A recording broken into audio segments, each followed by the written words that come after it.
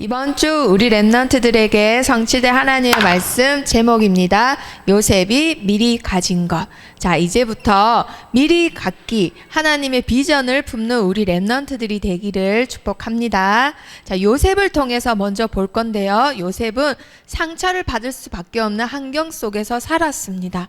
자, 라헬 어머니가 일찍 돌아가시고 새 어머니 들과 10명의 배다른 형들과 같이 살았어요.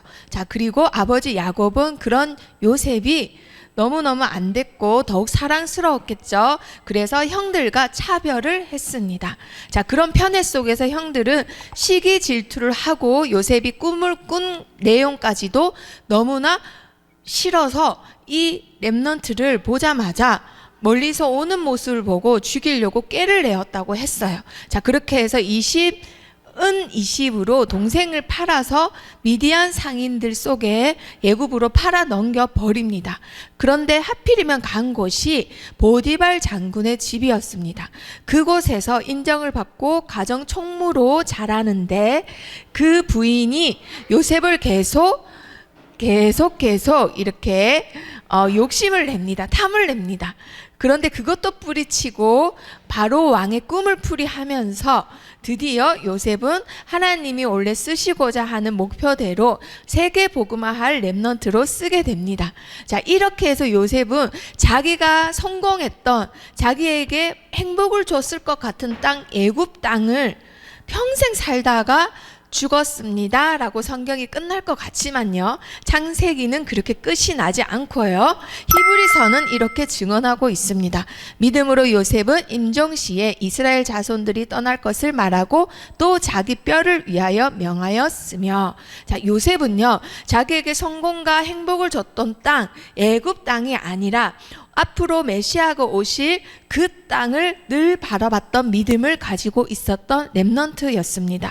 남들이 봤을 땐 성공했던 땅, 성공을 줬던 땅, 그리고 많은 명예와 부귀를 줬던 땅이 요셉에게는 모든 것일 거라 생각을 하지만요, 요셉은 그것이 아닌 항상 위의 것을 바라보고 하나님의 자녀로 그리스도가 오실 땅을 늘 바라봤던, 그리스도를 늘 붙잡았던 믿음이 있었어요. 자, 그것을 영어로 하면 엑소더스라고 하는데요, 창세기 다음이 출애굽기죠. 그 출애굽 시대를 먼저 봤던 랩넌트, 그 랩넌트가 바로 요셉입니다. 자, 요셉은요, 하나님의 비전을 가졌고 시대를 앞서 본 랩넌트였습니다. 하나님의 비전을 우리 랩넌트들이 꼭 갖길 바랍니다. 자, 하나님의 일을 쓰시는데 랩넌트를 쓰시는데요, 지금 랩넌트들의 현실은 30%가 영적 문제에 시달리고 있다라고 합니다. 요셉과 같이 정확한 언약을 붙잡고 있으면 하나님이 분명히 하나님의 말씀에 근거한 하나님의 비전을 주시는데 랩넌트들이 영적 문제에 시달린다. 그 이유는 바로 이것에 있습니다. 하나님이 모든 인간의 그 잠재력을 내에다 주셨는데 특히 전전두엽 피질이라는 이곳에는 하나님의 창조력이 들어가 있는 곳입니다. 자, 많은 인간의 구조 속에서도 이 전전두엽 피질은 이마 뒷부분에 있는 곳인데요, 하나님이 이 곳을 하나님의 창조 능력을 담는 그릇으로 주셨어요. 그런데 이곳에서 특별히 누런들이, 수만 개의 누런들이 서로 상호작용을 하면서 앞으로 계획과 그리고 결단을 하고 지연을 하고 억제를 하고, 그런 인간이 인간답게 사는 그런 것들을, 그리고 없는 것을 창조해내는 능력을 여기다 두셨는데, 자, 문제는요, 우리 랩넌트들이 요즘 이 누런이 먹는 포도당과 그리고 한 가지 산소가 있습니다.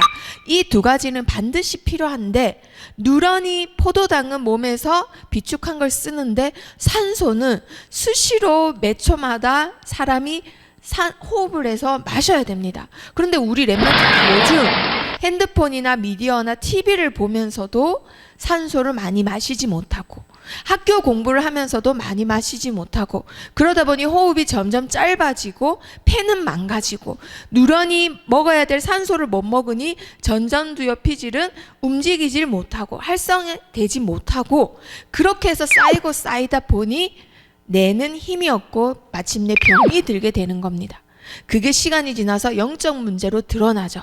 움직이고 활발해져야 될 뉴런들이 이렇게 움직이지 못해서 활성화되지 못할 때 이렇게 크게는 이러한 일이 생기게 됩니다. 그래서 결국은 마음에까지 영향을 주고 우리 렘넌트들이 마음에 입은 상처 이런 것 또한 사실은 내가 생각해서 얻어낸 결과예요. 그래서 요셉과 같이 상처받을 수밖에 없는 환경 속에 있었어도 상처가 아니라 하나님이 오히려 그것을 발판으로 삼아서 서밋으로 쓰셨던 이유, 과학적으로 따지자면 이거의 활성화에 있는 거예요. 그래서 우리 렘넌트들이 반드시 요셉과 같이 기도를 하는데요. 기도를 어떻게 하느냐? 하나님의 말씀과 함께 산소를 마셔야 됩니다.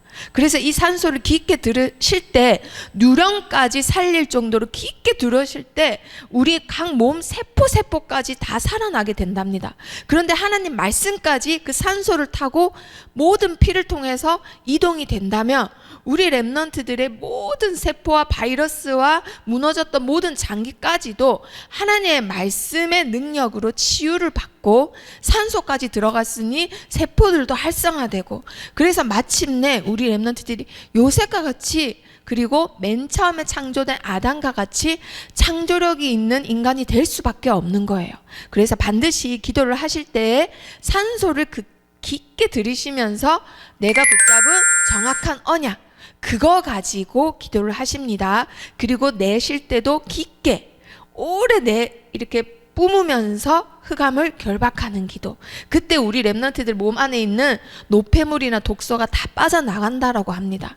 그런데 우리 렘넌트들이 지금 잘 보고 있는 핸드폰이나 그런 걸 하다 보면 호흡이 자기도 모르게 짧아진단 말이에요. 그게 쌓이면 주의력과 집중력이 떨어지게 되고 실행 능력이 떨어지다 보면 우리 렘넌트들이 붙잡은 건 언약이지만 복음에는 쓰임을 크게 못 받게 된다라는 거예요. 자, 그래서 하루에 아침에 일어나면 10번을 깊게 들으시고 길게 내뿜고, 그러면서 말씀을 계속 묵상하면서 산소와 함께 말씀을 우리 세포 다 내보내는 겁니다. 아시겠죠? 자, 그래서 요셉과 같이 기도의 비밀을 가진 렘넌트 3가지 붙잡습니다. 확실한 언약 속에 비전이 있습니다. 그래서 확실한 언약으로 24시 하는 렘넌트, 그리고 나의 병든 뇌를 말씀으로 치유하는 거예요. 산소와 같이 묵상 기도를 요셉과 같이 오늘부터 시작해서 하나님이 요셉과 같이 237 나라 살리는 일에 쓰이는 우리 렘넌트가 되기를 축복합니다.